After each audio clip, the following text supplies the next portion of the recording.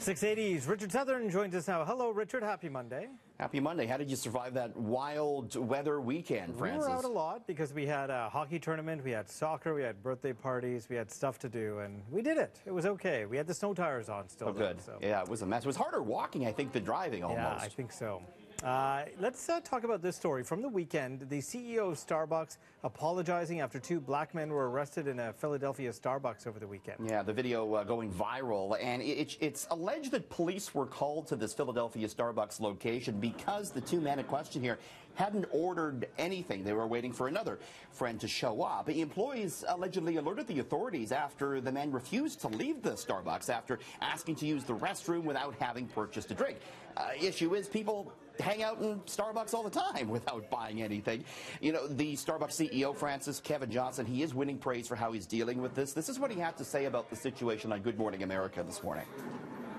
The circumstances surrounding the incident and the outcome in our store on Thursday were reprehensible.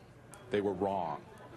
And for that, I personally apologize to the two gentlemen that visited our store. I'd say there's training, more training that we're going to do with our store managers, not only around the guidelines, but training around unconscious bias. What happened to those two gentlemen was wrong.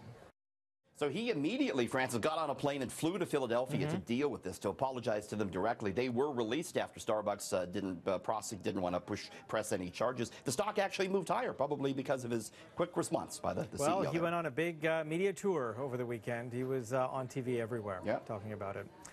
The U.S.-led airstrikes on Syria didn't rattle investors' nerves as the markets reopened today. No, we were wondering what the reaction would be after those airstrikes that took place late Friday night. But indeed, the Dow was up more than 200 points today. TSX positive as well. Investors happy that there wasn't any direct response from Russia, any military response.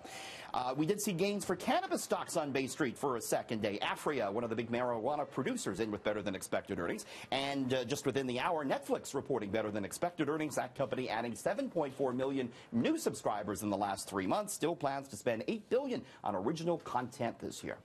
Forget 4G, 5G is the newest super fast wireless network, and it's being tested here in Toronto. Yeah, they're using Rogers Centre as a test hub for 5G. Rogers is.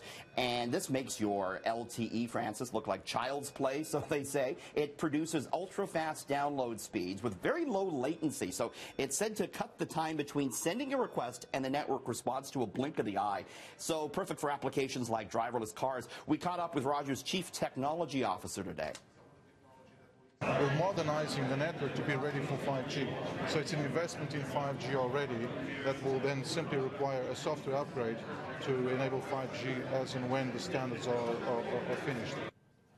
Francis, they say it'll be about 2020 before they roll this out on a bigger scale. Bell is also testing 5G out in Vancouver. Yeah, and Rogers is our parent company. Just want to make that clear for everyone. Costco is my grocery store, so because I have a big family, and you know, they're known for stocking a wide range of products in bulk, as we know. But you may be surprised by one very expensive item that's on the shelf. Yeah, next time you go in to get your toilet paper or what have you, you can pick up a $400,000 diamond ring. Yeah, why not? 6.5 carat diamond. There was a Sky News reporter over the weekend. She tweeted this. She found this ring in an Australian Costco in between bulk AA batteries and dustpans. A $400,000 ring. Costco spokesperson says all of its stores have at least one wow item in the jewelry department. Turns out that the company sells actually a lot of diamond rings. They have more than 300 listed on their website. Costco last year was ordered to pay $17 million to jewelry company Tiffany after selling thousands of rings with the Tiffany name on it, but it wasn't. They weren't really Tiffany rings. So a little bit of a history with diamond rings in Costco, surprisingly. We went into a Costco in Korea when we were there for the Olympics. They were selling a Rolex, a $30,000 Rolex. Who goes to Costco for these things? I mean, really, don't you go for $1 hot dogs and not $400,000 rings? And the samples.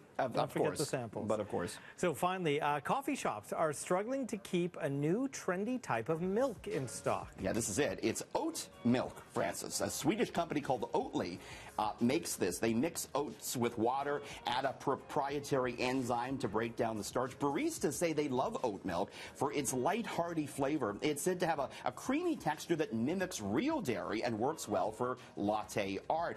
These sort of plant-based milks, they are exploding in popularity, really stealing market share away from regular cow's milk. Retail sales for cow's milk expected to drop 1.2% this year, while alternatives like oat and almond milk are expected to climb 3%. It's a $16 billion annual market now for these plant-based milks.